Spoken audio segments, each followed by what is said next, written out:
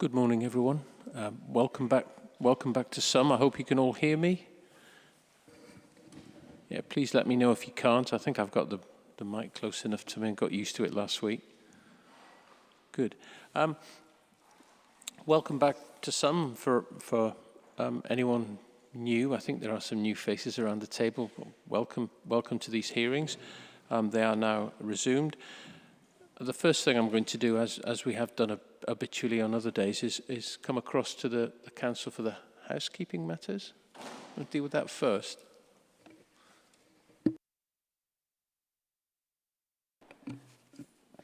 Morning, everybody. Just a few quick housekeeping issues to be aware of. First of all, hopefully everyone's signed in at the desk at the front. If not, can you sign in at some point during the day, during the break? We don't expect a fire alarm to go off today, so if it does go off, we'll have to evacuate the building. If that does happen, if you go through the front doors and congregate on the corner of Gillygate and Claremont Terrace, that's the fire point. The doors at the front are the main access to the building. Please only use those doors rather than any other doors. Those should be kept locked all day. If you see somebody that you don't know at the venue, please obviously alert staff who will sort issues out. There will be other users of the building today, so there will be people in and out, just so you're aware that there are people going to other rooms for other events. Toilets are just through the corridor over there, so yeah. Water is on tables for delegates and also people, members of the public. There is water and cups on the tables at the front near the doors. For lunch, there's plenty of cafes on Gillygate for refreshments during the day. We are obviously recording and filming sessions today. If you have an issue with that and you don't want to be filmed, can you let Carol Crooks know as soon as possible, and she'll try and relocate you to a table where the camera won't view you. But yeah, we will be filming all day today. Also, there are on the tables at the front, there is the privacy notice for filming, if you're made aware of that as well. Please keep your mobile phones on silent all day today as well. In terms of the microphones, if you want to speak, put your name card on its end and the inspector will then indicate so you can speak. If you press the red button to speak, and once you finish speaking, press it to turn it off. The internet connection here is very good. If you log on as Citadel Guest and the password, it's all one word, General Booth 1883 with a capital G and capital B. Okay, thank you. Thank you very much. I am in a short space of time going to go around the room as we have done, but I'll introduce myself first to those who weren't here last week. I'm Paul Griffiths. My colleague Simon Barclay. I won't go around the room just yet because I wanted to talk first of all about how we'd like to approach today. We're dealing with matter 4, which is the spatial strategy and site selection process. There are three headings under that where we've asked questions. First of all, the spatial strategy. Secondly, the spatial distribution of development. And then there's the site selection process, which broadens itself out into questions around the greenbelt. Our feeling is that we should structure this in the obvious way. We'll deal with spatial strategy first, but we'll deal, rather than go through each question that we've asked individually, quite happy to cover 4.1 to 4.4 together, because I think that makes people's submissions easier, more economic. Then we'll move on to spatial distribution of development, and we'll do the same thing, questions 4.5 to 4.8. Site selection process, 4.9 to 4.11, but we can take in the questions around the greenbelt within that. And what I'm going to do, as usual, is I'll go off to the council first to introduce that particular matter, set out their position. Then we'll go around the room as we did and became used to last week, I hope. So that's the setup for the day. We'll have a break mid-morning and a short break mid-afternoon. and a little longer for lunch, 45 minutes an hour. We'll see how we're getting on. So that's the general setup for the day. All that really remains, unless anyone else has anything they want to raise, is for me to go around the room. So I'll start with the council. Mr. Elvin, good morning. Good morning.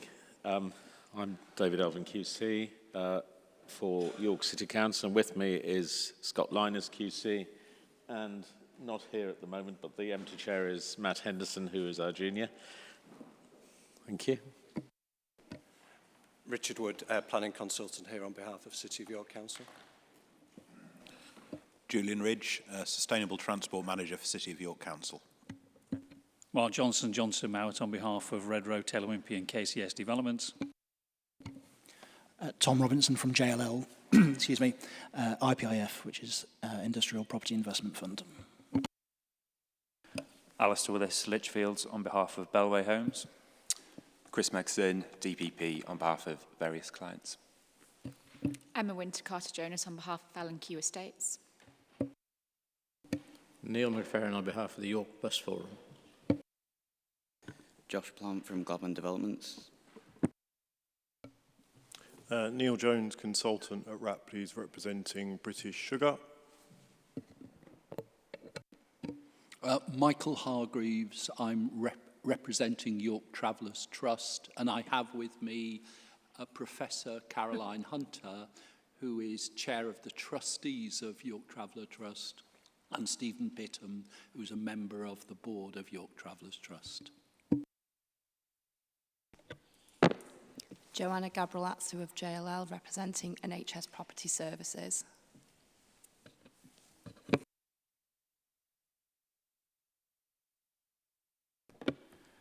Dave Merritt, representing York Environment Forum, York Labour Party and York and District Trades Union Council.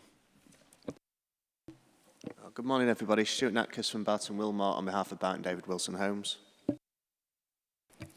Anthony May, York Civic Trust. Morning, Paul Butler here on behalf of TW Fields.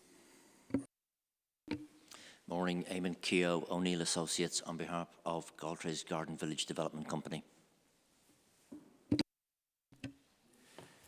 Morning all, Tim Waring from Quad, representing Langwith Development Partnerships regarding ST15. Good morning all, Mary Cook from Town Legal, likewise ST15 and representing LDP. Michael Corsia, Fulford Parish Council. Good morning, everyone. Matthew Good from Pegasus Group on behalf of Lovell Developments. Laura Fern from Ayrden on behalf of Mr Harrison, local resident. Thank you. That's helpful. It's quite a well-attended hearing today. I just want to say that if I struggle with names this morning, do forgive me. I've left my glasses at the hotel, so once we get past sort of 3 or 4 people on the table, I won't be able to read your nameplate. So if I point to you, please don't think me rude. I'll go and get my glasses at lunchtime. But yeah, he hasn't got his, and mine simply don't work very well anyway. So if you could do us both a favour, I'd be really grateful. If you could maybe turn your nameplates, this is going to sound rather selfish probably, but towards us, so that we can see, well, so that we may have a fighting chance of seeing them. We'd be very grateful. Yeah, I don't stand a chance of seeing Miss Gabrielazou's, but I do fortunately know her name. Good. Well, unless there's anything else, we'll move on to matter 4 and deal with spatial strategy first of all. Mr. Elvin, shall I come to you first? You can do if you Thank wish. you. Go ahead. So I'm going to hand over to Mr. Wood in a moment, but just to make a general point, and this arises at least from our preliminary consideration of the Fulford Parish Council written note we got yesterday evening, and that is there is a failure in our respectful submission to grasp the level of detail and consideration which is set out in the various iterations and environmental reports included in the sustainability appraisal, and you've got drafts 2013, 2014, 2016, 2017, 2018, and some updates. Of course, it's always necessary to bear in mind that this is an iterative process and that further updated essay will no doubt accompany any main modifications and also will accompany adoption if with a fair wind we get that far. So that's an important position because a lot of the information that you need is in the sustainability appraisals, the selection matrices, and the scoring, the alternatives that have been considered, including the alternatives for the spatial strategy themselves. If I can deal with one potential oddity, you will note when the spatial locations for growth are first considered, the option that's taken is urban extension plus one settlement. And although we've ended up with 3 settlements, that isn't actually a major change, and I can trace the process through in due course if necessary. But what you find is the 2 settlements, ST7 and ST14, in fact, were originally urban extensions in the earlier iterations of the plan, the draft options rather. And it was simply because of the application of the spatial, the sustainability appraisal objectives, and particularly preserving the historic setting of York, which caused the boundaries of those 2 urban extensions to be pulled back. So although they relate to the urban edge, they're now freestanding. So although you see matters such as that, they can all be traced through the iterations of the sustainability appraisal, for example. And you will find very detailed assessment matrices. I'm sure you've seen them already. But for example, I'll just give you a couple of references. If you look at the latest iteration of the main sustainability appraisal, which are the core document 009. Sorry, am I not speaking into the microphone? I'm trying to look at 3 things at once. That's why. So just to everyone. So I'm given to believe that one of the speakers up there isn't working properly. So audibility is a bit of an issue. It was a bit of an issue last week as well. So if I could just, excuse me, ask everyone to pull their microphone quite close. It does make a difference. Yes. So thanks ever so much.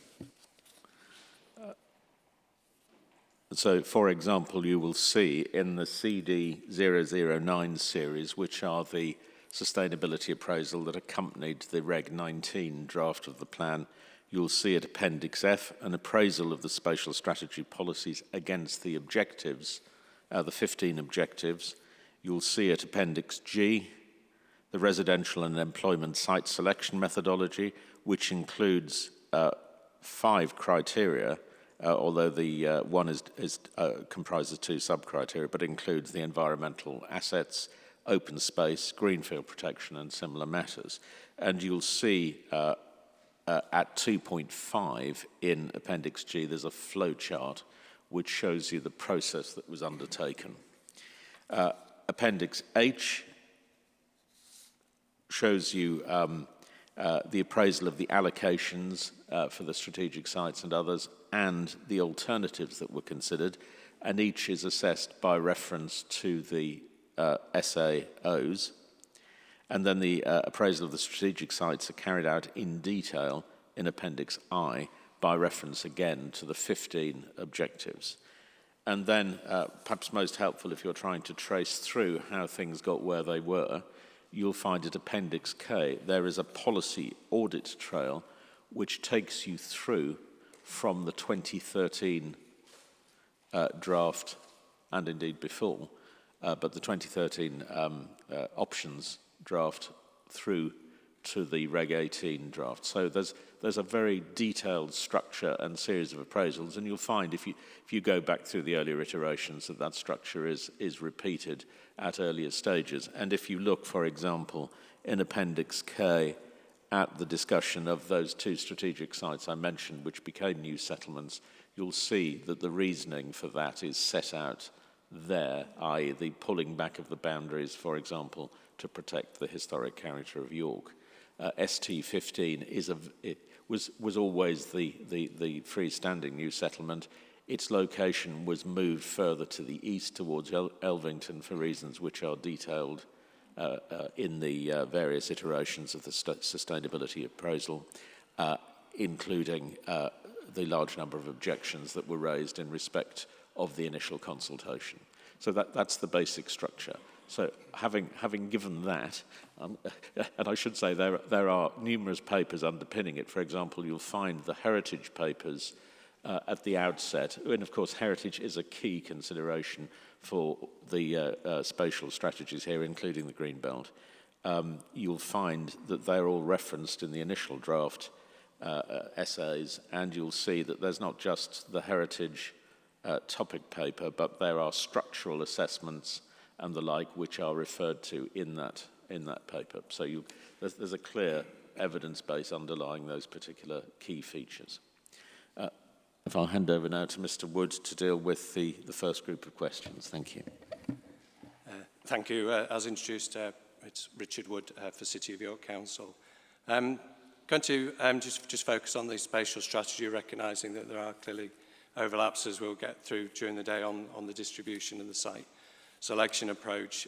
Just trying to focus solely on the spatial strategy for now.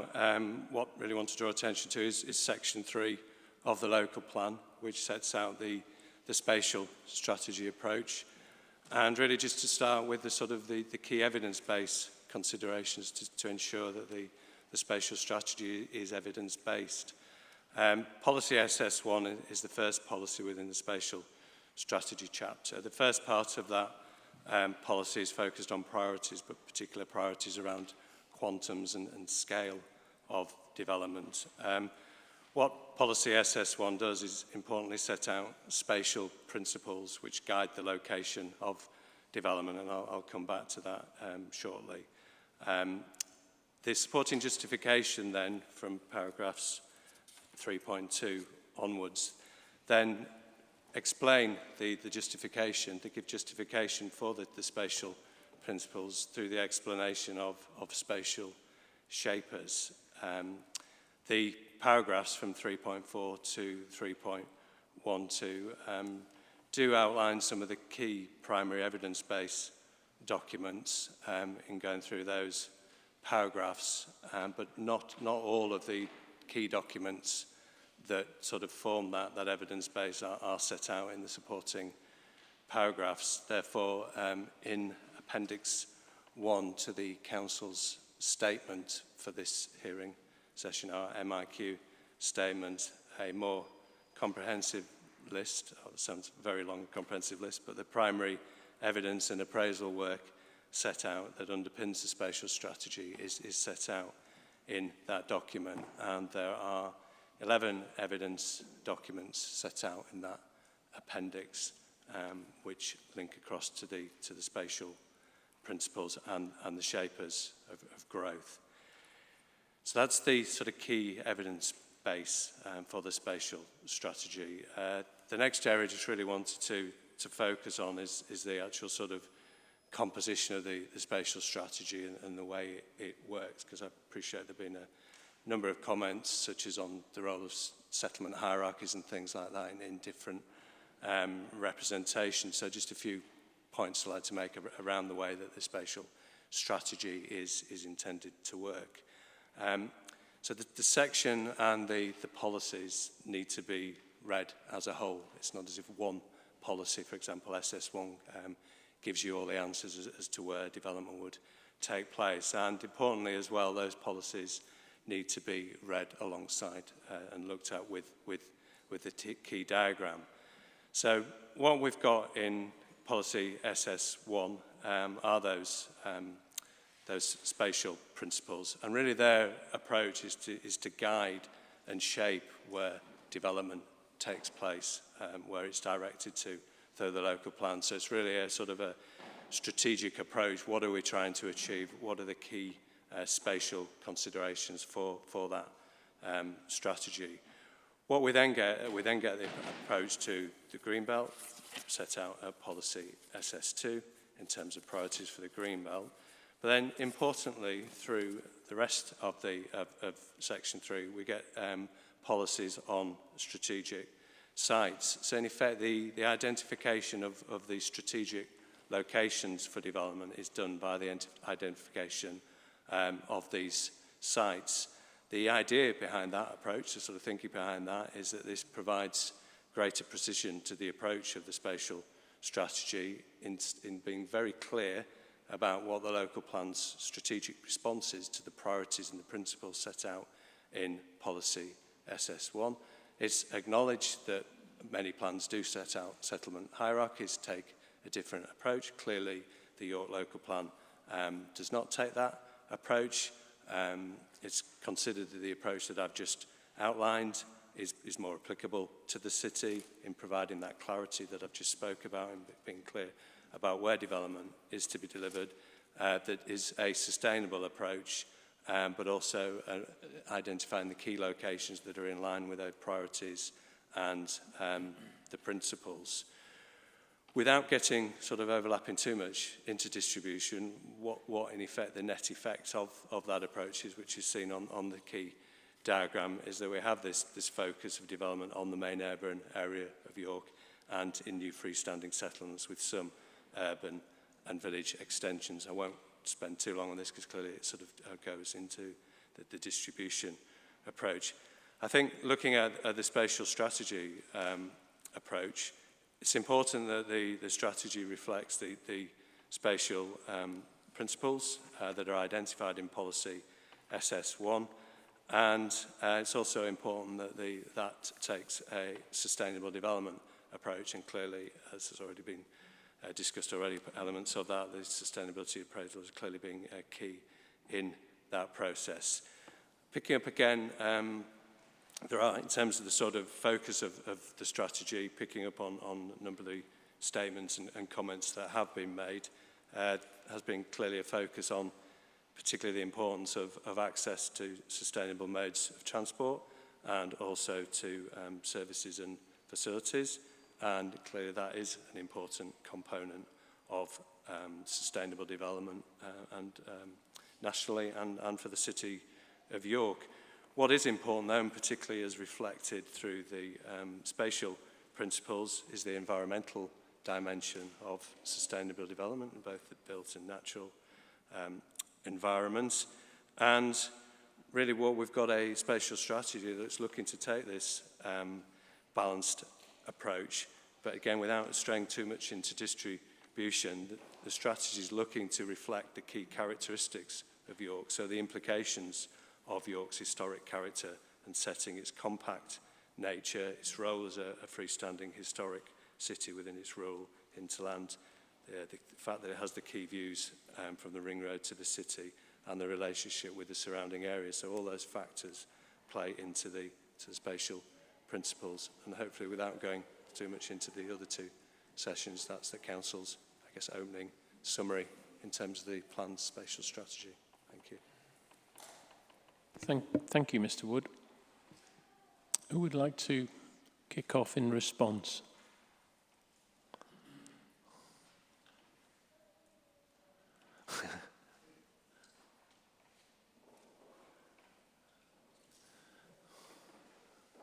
Thank you. Go ahead. Thank you, sir. And thank you for the Council for their introduction. It does provide some illumination of the points which I'm probably going to make. We don't, and my client doesn't have a specific issue with the shapers.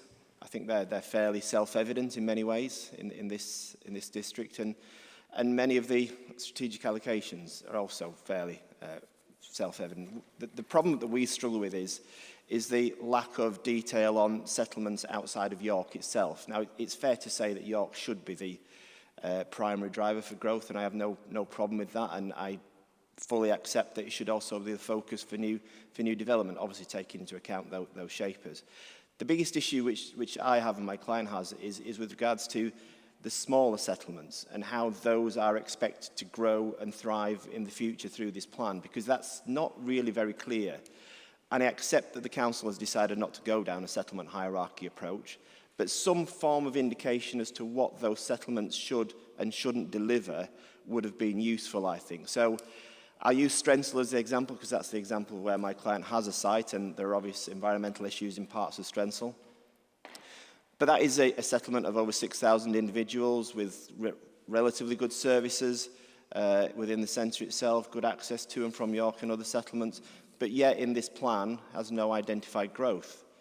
I find that slightly at odds with the sustainable development arguments which the council put forward, because how will that settlement continue to have vibrancy and vitality if it's basically been strangled at this stage in terms of new housing growth coming forward?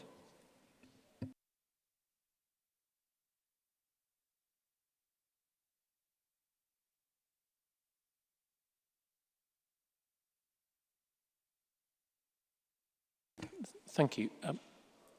I think we got into the habit last week of taking a number of representations and then coming back to the council to deal with as a group. Shall we continue along that road? Okay, good. Mr. Coursier then. Thank you, sir.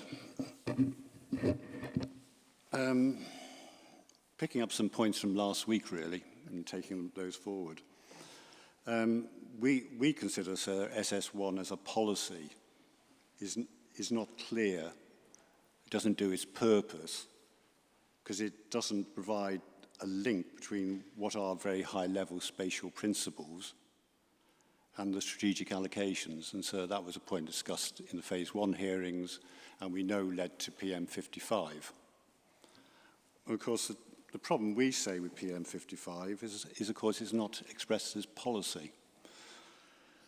And as a result, hasn't been essayed.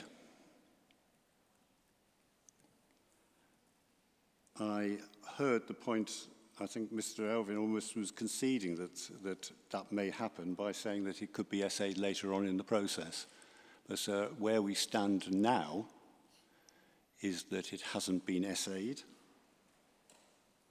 and neither, sir, has its reasonable alternatives within the essay which accompanied either the submitted plan or indeed the subsequent iterations of it. And so we don't actually advocate any of those alternatives, but there are clear alternatives which the council should have considered, which have different environmental implications to the chosen spatial strategy. And so those would include focusing development on the main urban area, essentially peripheral development, a single new settlement, and thirdly, sir, spreading the development more widely around the city's settlements. Those are distinct and reasonable alternatives which have not been considered by the council.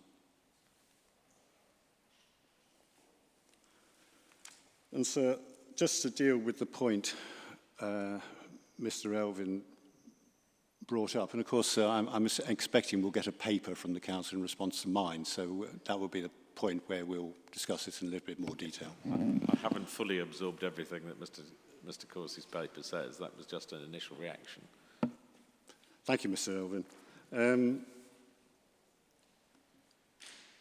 The point is, sir, that the strategy, an essay in 2013 should have been repeated in the essay which accompanied the submitted local plan. And we say, sir, that I think there's 3 options looked at, assessed in 2013 were different from the strategy which is in the submitted local plan. And so I'll give you one example. There was no reference in the 2013 document to a strategic expansion of Haxby, which of course is a part of the submitted local plan. And so we take this forward because, of course, there are 2 considerations in front of you. A, whether it has been essayed adequately, and secondly, so whether there separately is the evidence-based, whether there's an evidence base to support the chosen strategy.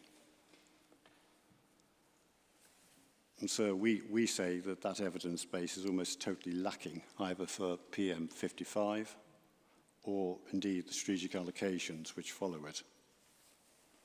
And so I want to just go back on Mr. Good's point, which I think is a very good point. I was going to say a good point, but it is a very reasonable point. So when you look at the local plan, you'll note that some settlements have been chosen for strategic expansion and others have not. But you have no evidence base, no study of settlements which actually give you a basis for those decisions of which settlement should be expanded strategically and which should not be. For example, sir, you have no evidence to take up Mr. Good's point why there should be the second largest greenfield allocation of the plan in Haxby, but absolutely none in Strensall. You have no evidence base, sir, to say why there should be a strategic site allocation in Copmanthorpe, but not in Bishopthorpe. So those are all evidence, or this is just a plan lacking an adequate evidence base. And so I think we would say the same things about traffic and air quality, so which we've already dealt with. We may be more pertinent to questions 4.6 to 4.9. So, but the whole of the spatial strategy is derived around what we say is a simple assertion that new settlements cause less harm than peripheral expansion. We say, sir, that may be so, and we probably accept that as a statement. But you have no evidence about the extent of harm caused by the new settlements. Again, sir, that's a matter which probably better dealt with tomorrow, I'd have thought, rather than today, and indeed under the site specifics. But, sir, you have no evidence in front of you on that to know whether or not the harm is sufficient to trigger MPPF 14, sir, point of significant and demonstrable harm, and, or which, for example, undermines the fundamental purpose of the Greenbelt in York. And so we are here must always be remind ourselves we are dealing with development requirements. I don't want to go through matters 2 and 3 again, but which are being driven by a highly aspirational employment growth figure and a highly aspirational housing figure. So you need that evidence about the extent of harm, sir, to take that to come to a judgment on whether MPPF paragraph 14 applies in York. And we say, sir, it does. And so can I just deal briefly here with what seems to us to be a basic inconsistency within the plan itself. And so we do deal with this in our statement, so I'll do it fairly shortly. So we are told there are 5 spatial principles, and I think they're called shapers, sir. And those are elaborated in paragraph, certainly the environmental shapers are elaborated in paragraphs 3.4 and 3.6. I've used this so much, sir, the pages come detached to my version. So I can almost remember it half. So 3.4 to 3.6 of the strategic local plan, of the submitted local plan, sir. And sir, what we're told, but when you look at those plans, sir, I'm struggling because I've lost the page. Oh, that's good, thank you. So we are told that obviously, the first one, sir, is conserving and enhancing York's historic and natural environment, which is then elaborated in paragraphs 3.4 to 3.8. And other sections, sir, we are told that they actually are areas where development will be guided away from.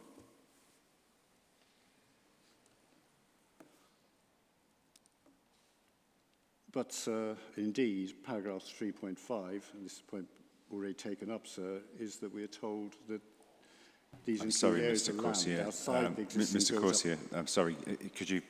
It's when you're looking away. Yes, sir, I'm sorry. The microphone doesn't pick you up. Indeed, sir, that we're told in 3.5 there are areas of land outside the existing built-up areas that should be retained as open land due to their role in preserving the historic character and setting of the city, whatever the need, sir. But then we note, sir, that there are at least 2 strategic allocations made by the plan which are within those areas indicated on figure 3.1. We're not told how that can be, we wonder, sir, how that can be consistent with the local plan, with SS1. Indeed, sir, if you take 3.2, sir, figure 3.2, we are told that, and we know, sir, that the largest allocation of the plan, ST15, falls squarely within the areas shown as both as a sink and as a green infrastructure corridor under 3.5, which is a basic shaper. And we say, and we note the comment in 3.6, which says that nationally and locally significant nature conservation sites will be excluded when considering future development locations. That's the last sentence of 3.6. So what we're saying here is there's a basic inconsistency within the plan. Which isn't explained. The council hasn't come forward to you.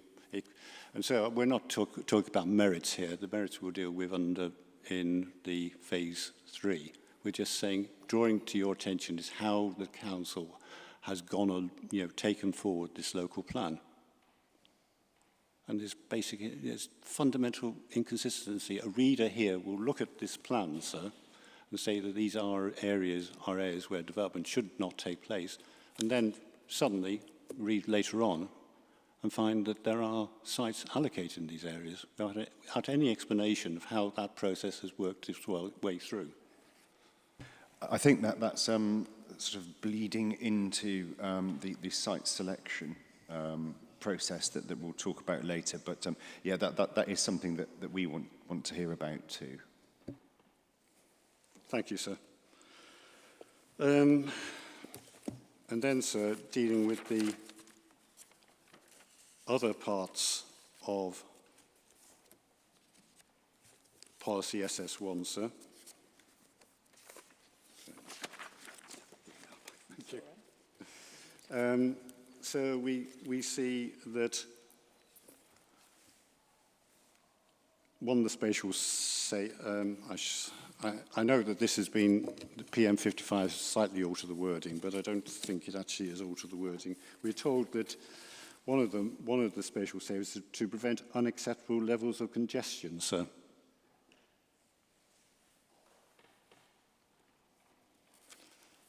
You then, sir, would look at, but we're not told how that has actually been taken through into the site selection. As far as we're aware, sir, and again, I'm beginning to trespass on the next questions,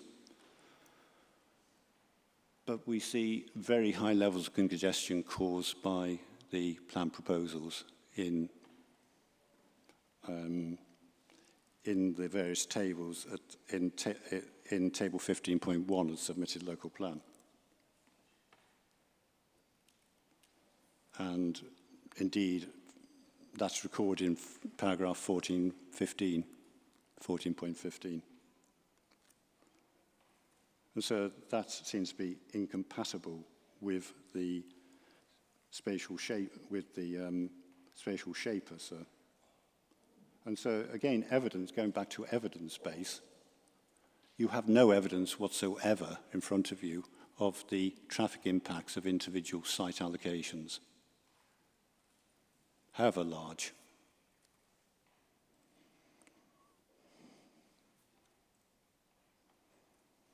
And so we have the next spatial, one of the spatial shapers, again, is to prioritize, and this is, I'm using the modified version, so not the submitted version, is prioritize making the best use of previously developed land. So this plan provides no vehicle by which that will occur. There is no phasing of greenfield land whatsoever. And so we go, I won't repeat the point about how generous the land allocations are, sir. I think you've got that point. Without phasing, sir, how is that spatial shaper being put into effect?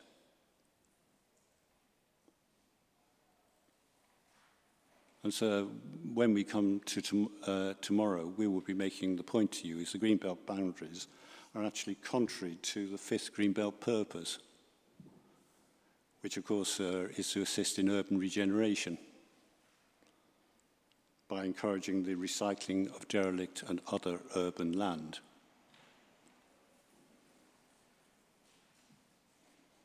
And lastly, sir, the next is another spatial shaper is to direct development to the most sustainable locations. If that, sir, was the main shaper, one would go for a strategy based upon peripheral expansion. Because that clearly that... I'm very, very sorry. Would you bear with me one moment? I'm just going to close the door here because there's some noise slightly irritating me.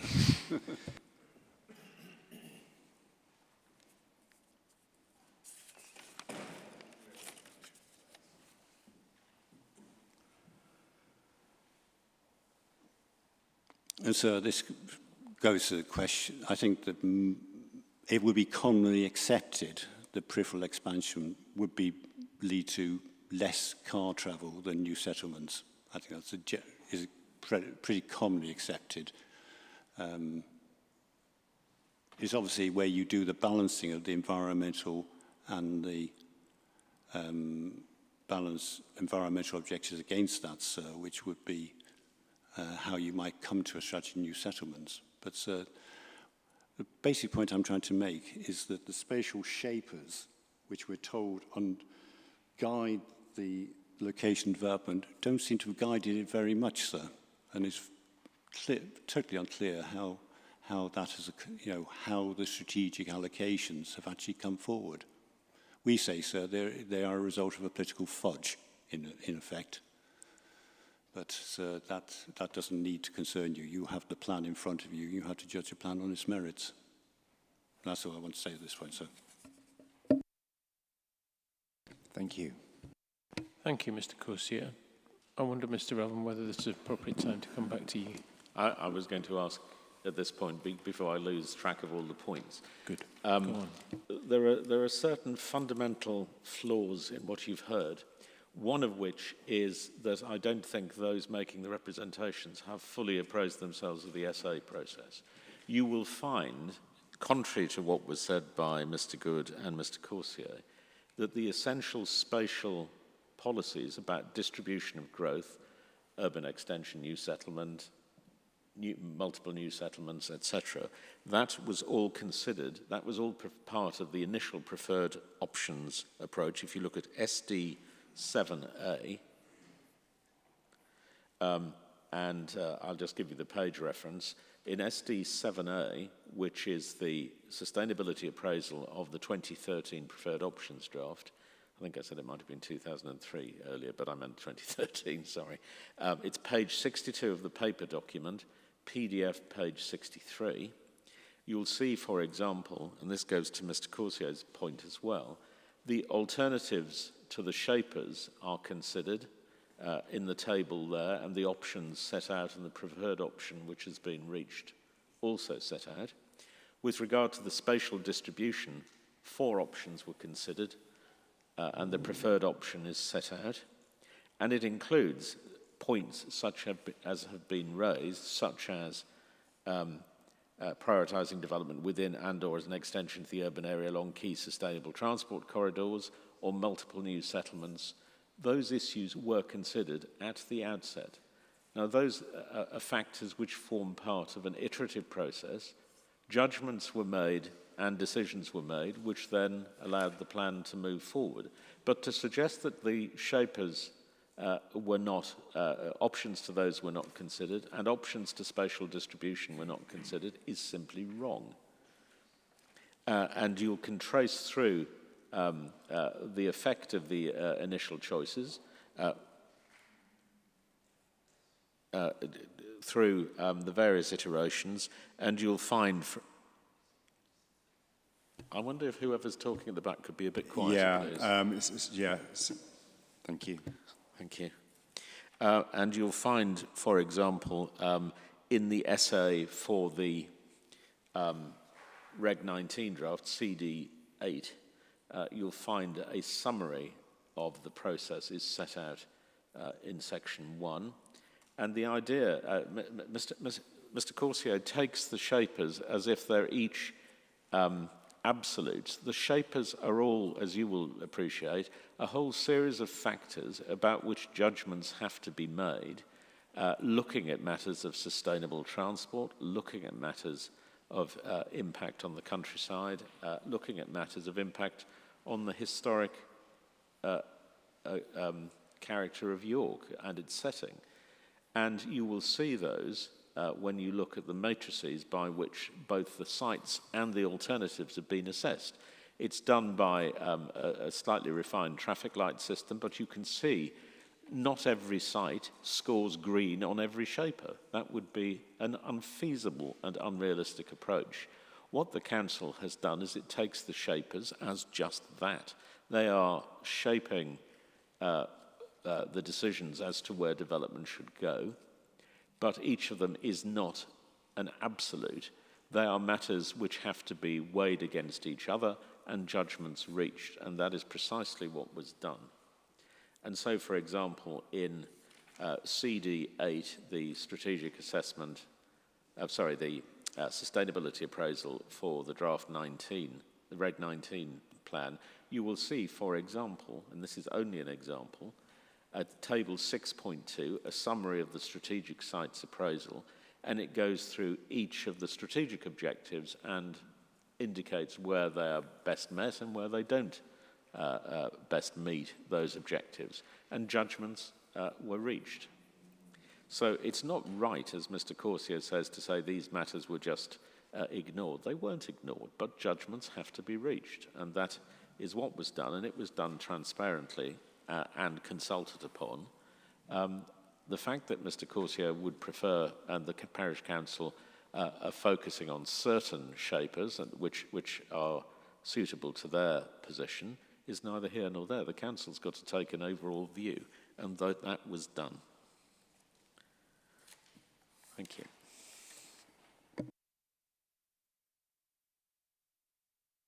I can, if it's necessary, give you an audit trail through all the policies, but I don't think you'd find that particularly helpful. Appendix K, as I've said, to the latest main essay, gives you a route map through that. So just so I'm clear, that Appendix K pulls together the sort of conclusions, things that have been considered through previous iterations of the essay process and puts it in one place. Is that right? And you'll find there's also, as you'd expect in the essay, an explanation of the process that's been gone through and the previous iterations is dealt with as a matter of textual explanation as well. But if you wanted the detail, you've got to trace it back a bit. But to be honest, the starting point should be the latest iteration.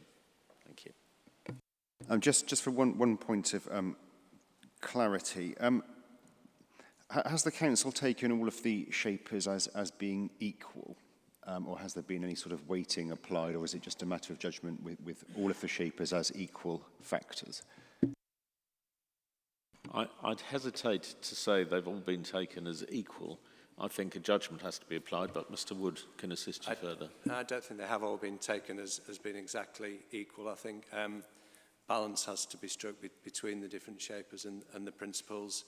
And I think the extent of the nature of the evidence base and the information set out, that and the way that's then employed through the essay and other processes gives you a means of striking that balance. Perhaps I can give as an example the changes made to ST7 and ST14. As I said, they originally started life as urban extensions, and it was the considerations of the impact on the setting of York and cultural heritage which caused those boundaries then to be pulled back. So you might see, for example, that particular shaper was used to modify specifically the form of those proposed strategic allocations. But you'll find that that's explained in the text.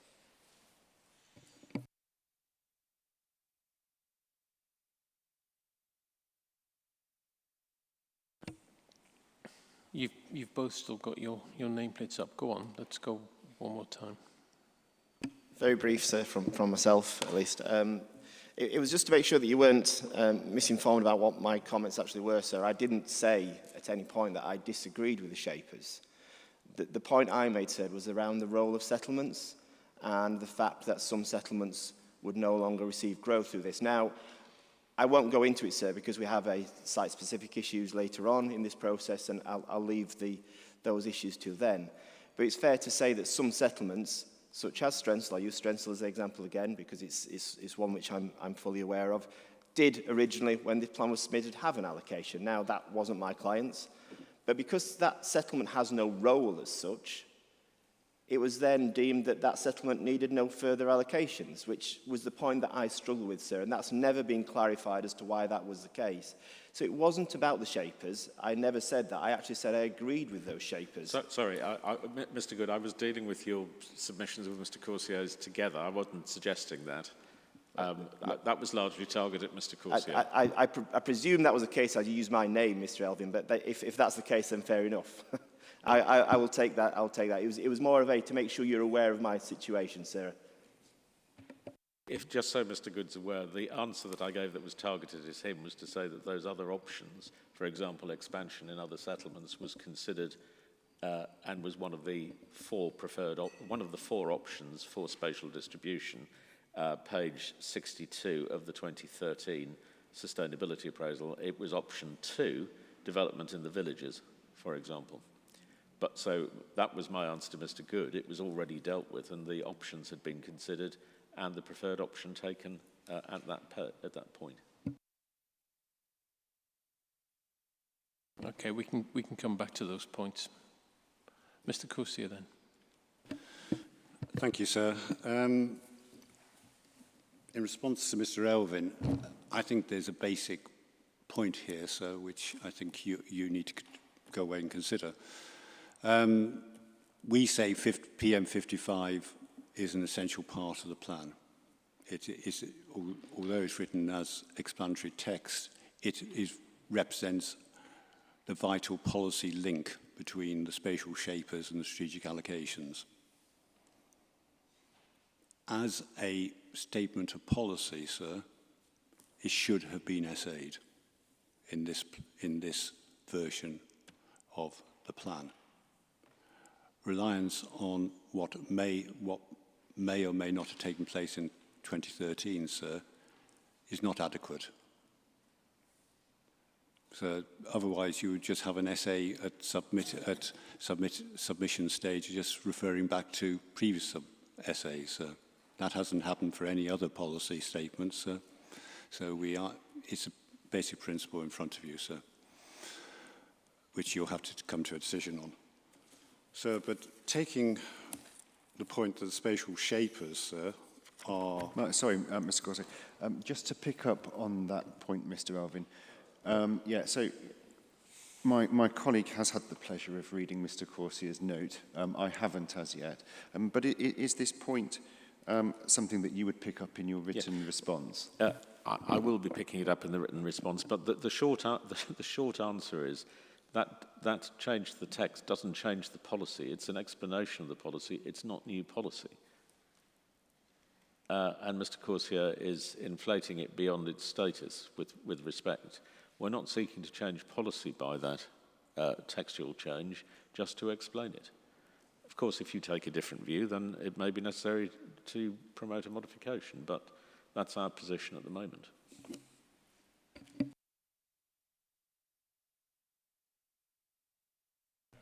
Sir, you've heard our point on that, sir. In relation to the spatial shapers, sir, you have to go back to what the actual submitted plan actually says. And I think it's really important for you to do that. This isn't a matter where the plan actually balances, the decision is taken later on. SS1 and its explanation quite clearly say in 3.5 that the areas of land shown on figure 3.1 should not be developed, whatever the need. That's the statement of the plan, sir, which you are examining.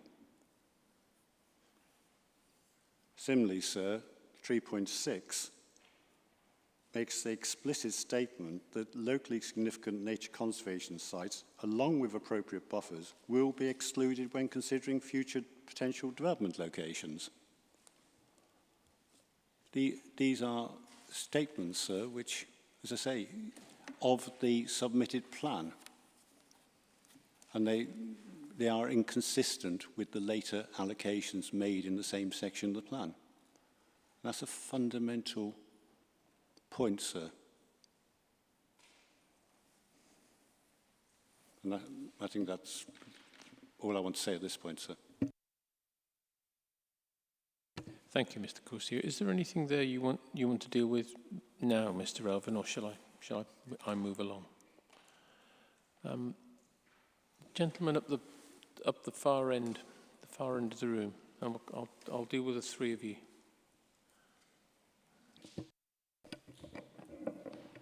Can you just let me know who you are first, please?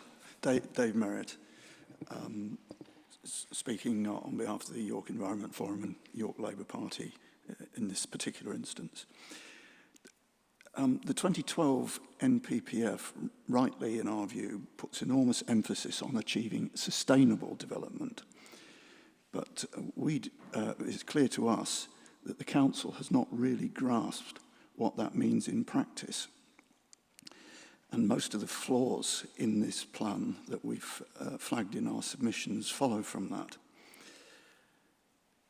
The plan proposes a number of edge of city and a couple of new garden community new settlements based on what we consider is a simplistic sieving process of the sites that came forward from the previous call for sites.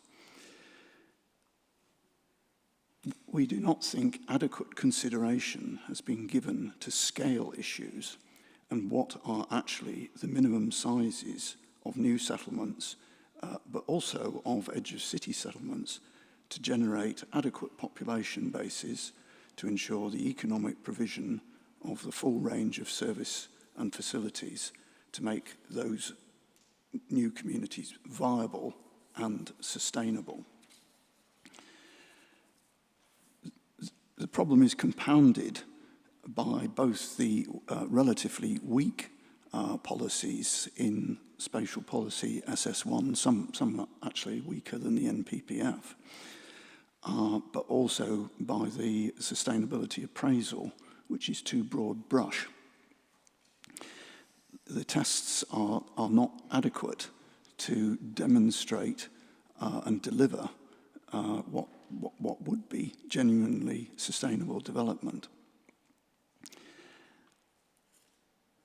And by primarily focusing on evaluating individual sites, it has also missed the big picture. So if you take the transport issues, for instance, in the sustainability appraisal 05 and 06 table NTS 5, we have against the equality and access to transport not a single negative in the various boxes, whereas the Transport 2019 topic paper flags major increases in traffic and a 65% growth in peak hour traffic congestion delay, the opposite of what Policy SS1 and Para 3.12 of the plan say. It's like in preparing for a major dinner event, they've focused on getting good ingredients without actually thinking about the meal itself, the dishes, their relationship, whether it's going to be a culinary delight or disaster. And in terms of the transport outcomes, it's a disaster in this particular case. So the current approach is totally inadequate and needs to be revisited. The plan needs to start from what is essential to deliver sustainable development in terms of the range of facilities and services like schools, critical mass for high quality public transport, adequate cycling and walking routes that are actually attractive to people. You know, one of the big complaints about much of the current cycle network in the city is it's not of the standard that means large sections of the population feel it's safe to use and cycle on. So, as I say, the plan needs to actually start, and there's no real paper or evidence base on this, on what is actually required to generate sustainable development. And then it can make the choices about, you know, choice of sites, you know, how big they are, where they are, taking into account the distances and linkages and so on, and come to an adequate conclusion in terms of its spatial strategy and spatial distribution. Thank you. Is it Mr. Narcos? Thank you, sir. I'm old enough to remember when Mr. Corsi, on behalf of Fulford Parish Council, just objected to SD15, but it looks like Haxby and Cottonthorpe are in the line of fire now. So with those being sites I represent, I've slightly been drawn into this. There isn't one report that pulls all this evidence together, but it is there. And unfortunately, it isn't the most user-friendly way to look at this, because there's lots of different documents that you have to pull in together and have a look at them. And when comments were mentioned about Haxby against Strensall, we know that there's habitat work that's been gone on that's got a clear difference there. In terms of the difference between Cottonthorpe and Bishopthorpe, we know that there's differences because of things such as merging of settlements, because they come in the topic papers and all the other documents. So I think to say that that work hasn't been done is just wrong, because it has been done and it's in there, but you have to wade through quite a lot of documents in order to get there. But again, you have to do that with every plan, so I think it's... I was going to say, I can't remember the last time I didn't have to do that, Mr. Dacus. Well, that's the point, sir. That's what we have to do on every plan. So I think it's harsh to criticise the council, because if they were to put it into one document, it would probably be bigger than the local plan itself. So in that respect, I think that work is there, and we just have to look at it. In terms of SS1, again, it was mentioned that there isn't a settlement hierarchy, and it's correct, but there is a clear strategy in the plan, but unfortunately it isn't listed there. And when you look at it, the clear strategy is that they have looked at PDL and they have looked at the city centre first, but there's clear heritage issues with some of those sites. So then it moves on to some of the settlements that are in the peripheral areas, which are shown. But then there's still not enough land to deliver the homes that are needed and the affordable homes that are needed. So we then end up with new settlements, but again, they're firmly supported by the heritage assessment, which talks about the clock-faced city that we have. So all of that work is there. Now, it isn't strange to have that approach, because pretty much every plan that we deal with has a very similar approach, but it puts it in the plan. And I just personally think that SS1 would probably be better in order to include in there what the evidence shows as a strategy, because at the moment it is lacking. Anybody looking at this plan who hasn't been spending hours and evenings looking through those documents probably will struggle to think, how on earth have they got here? But they have, and you can see it. So I think actually adding into SS1 that hierarchy of city centre settlements, new settlements, works absolutely fine and would be an improvement on there. Equally, the green belt isn't touched on in SS1, but we have to get to the green belt. What we have Just here forgive me, Mr. Nackers. When you say it would be better, do you say necessary for soundness? I think I knew you were going to ask me that question. We as you will well know, absolutely. we're not here obviously to improve. Absolutely. Well, I think if you considered on other people's representations that it wasn't sound because it wasn't clarified, then that's a way in which it could be dealt with. It isn't a case of having to go away and do new evidence. It could be installed in there, which is probably sitting on the fence there. I think it's, well, sorry, the final point I was just going to make is just to come on to figure 3.1 in the heritage work. Which we will come on to later, but I just wanted to put a marker down now in terms of that, because what we know about figure 3.1 is that it's been historically kicking about since the early 2000s, I think. We've got the Greenbelt assessment from 2003, the early versions of the plan had it in, the heritage topic paper adds to it, the historic character and setting technical paper adds to it, and they all result in figure 3.1. However, you'll remember very clearly the letter that was written to the council about some concerns over individual sites and the use of effectively micro-analysis of heritage, such as listed buildings and scheduled monuments, and the concerns about that, and that's what we'll come on to later. But I'm a little bit concerned about is what sneaked into the council's list on Appendix 1 of their statement is now to say that the topic paper from 2021 on Greenbelt is now part of the evidence base that gets us to figure 3.1, which it can't be because it's 3 years after that the plan was adopted. So I think we do need to be careful that when we look at the heritage assessment, it's done on a macro and a micro level, and on a macro level, 3.1 has no regard to the Greenbelt topic paper that was done. So whilst the Greenbelt topic paper might try and sneak in some of those things that you told them not to do so, it hasn't guided that plan, and I think we just need to be aware for later in the day.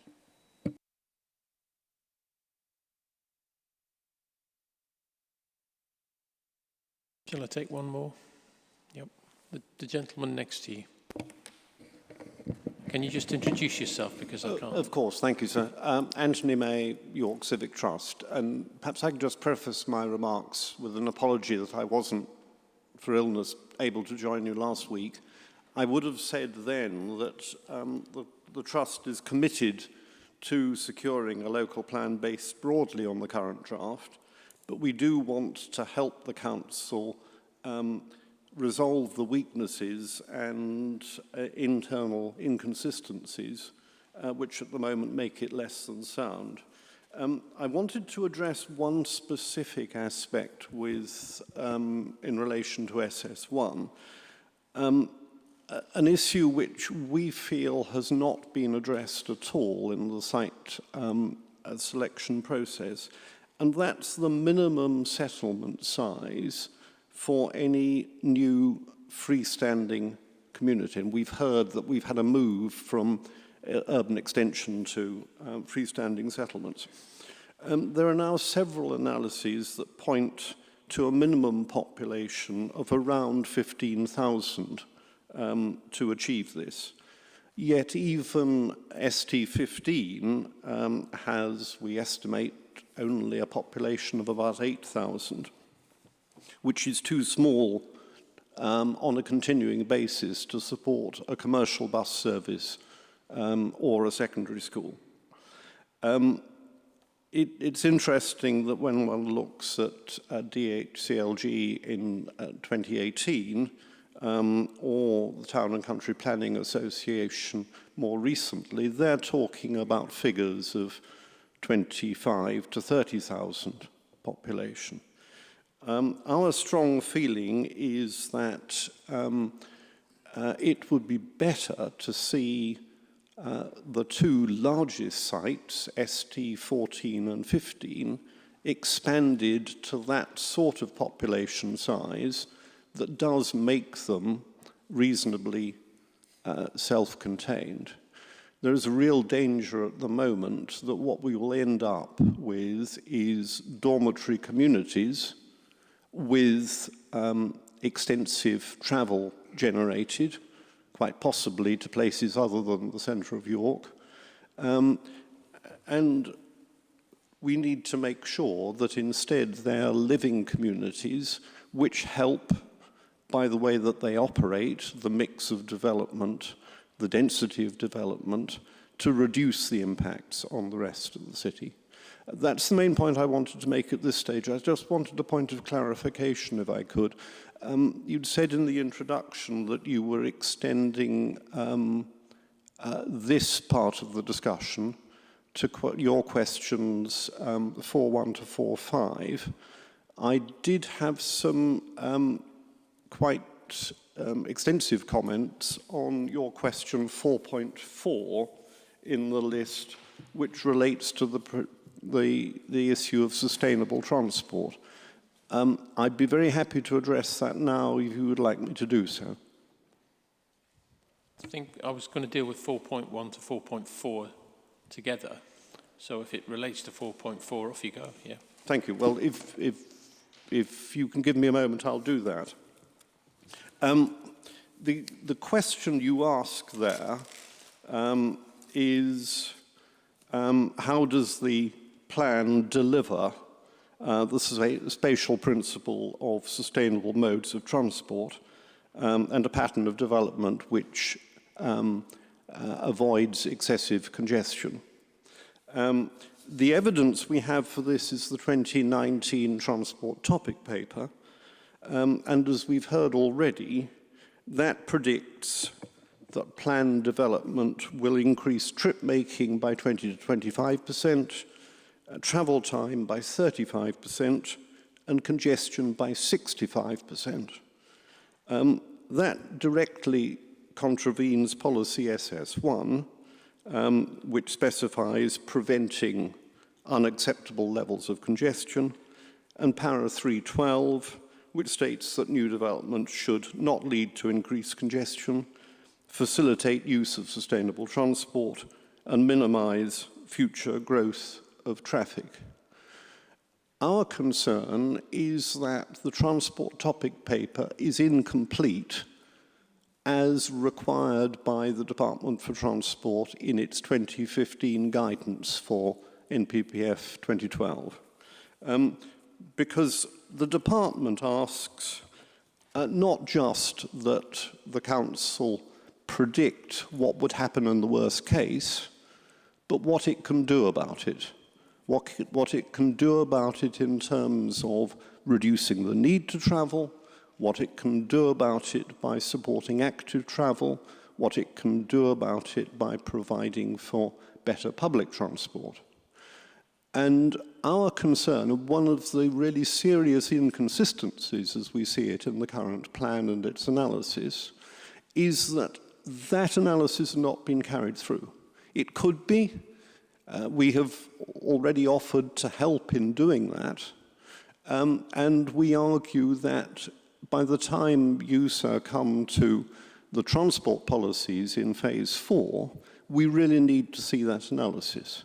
So our strong recommendation to you is that the council be instructed to carry out the further analysis as specified by the Department for Transport, so that we can understand not what the worst case is, but how this plan can be made acceptable in transport terms. I'm very happy to come back to any of those, sir. Thank you. Thank you very much. Mr. Alvin, I'll come to you now, I think. I'm going to make one comment, then I'm going to ask Mr. Wood to deal with settlement size, and we'll also deal with the transport issue. Just on the question about sustainability criteria, I mentioned there's a flow chart in the SA.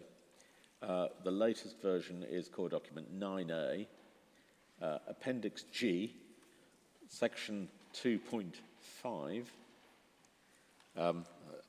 Mr. Narcos is absolutely right, of course, that one simply can't follow these things through without getting into the